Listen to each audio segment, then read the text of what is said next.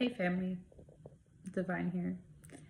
I just wanted to come on here real quick, and this is Space Talks 103.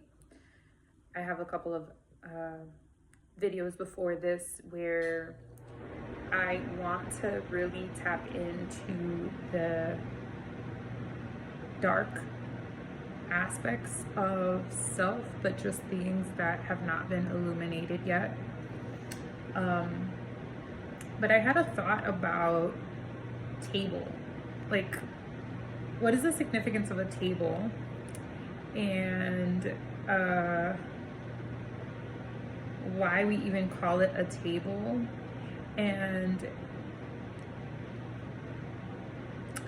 I've recently been tapping into my team, a deep dive, and I'll make another video for that. But when I was thinking about table, because I have something like a leave-in conditioner right here, and the product or the name brand is Farm to Table. And what I realized is that table is actually, the deeper esoteric of table is really to able, or to Bel, to Baal, right? So when we think of table, we think of some place where you sit, some place where you eat food, but really a table is basically what we would consider a sacrificial tool. So it's a tool to sacrifice to whatever god that they made. So they always made altar tables, right? Where they actually did like sacrifices, or it didn't even have to be sacrifices, but it's basically offerings. The reason why people pray over food is to change, or to actually transform the energy of a sacrifice to something giving life, right? So basically, we've sacrificed the animals, didn't pray over the animals, or what we would say bless, or put our infusion of life, or speak life into that. So everything that we consume is pretty much a dead rite, right? We're doing rites of the dead, where we sacrifice, we don't give any life into that, speaking life into things. We also eat it at a table, which is a sacrifice to Baal, right? And it's basically the reason why, because a lot of religion is based off of practical, magical, I would say like magical practices, but magical practices that actually lost the translation of what it really means to do this, that, and the third. And praying, or what the aspect of praying is really to change the alchemy and energy signature of that soul thing, right? That whatever that thing is. And in this case, it's food. So when you see somebody who might pray, right, in the aspect of really just transmuting the energy from something dead to something that they speak life into, understand that this is a spiritual and magical practice of transmuting energy. This is why they say we speak life into things, or we can speak death into things, based off of like what you yourself you are more on. You will see that you probably resonate with more death than life.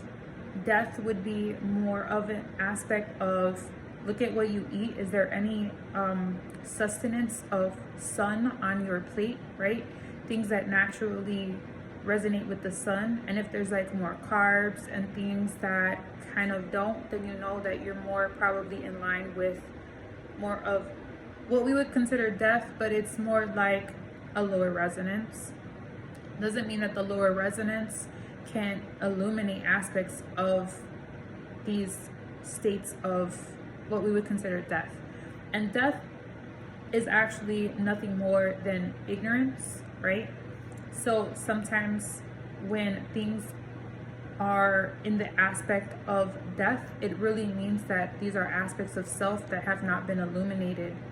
So you can't bring life to something that you don't know about. So that's all I'm trying to say. We don't have to speak on the aspect of death, but we will speak on the aspect of whether something is at the forefront, meaning like it's been illuminated, you've broken that down, you've understood it, you transmuted, you accepted it, or you're unaware of it. Simply as that, you're unaware of it, you don't know what it is, you shy away from it, so you keep it in the shadows, and that's what ignorance is. Ignorance is really the not, it is literally the things that are unknown, things that are hidden in the dark aspects of shadows of you. So yeah, so that was my breakdown of table. I personally feel like we were never meant to eat at a table. We were always meant to eat in a circle, right? We were always meant to eat on the floor in a circle. Everything we kind of did, we brought life to things during certain practices, and eating is a ceremony. So to eat with people is actually, it should be a ceremony that really brings life. And everyone at one point was supposed to go around the circle and add something within life into that. And then as you know it, you have a whole circle and everyone has imbued something into the food that they are about to receive, making it a practice of life and not a practice of death, because mainly tables are square anyways. So that's still limiting your aspect of understanding what life and death is, because you're eating at a square, which is a frame, and the frame is is considered a limiting aspect or belief. So that's just my breakdown. All right, y'all.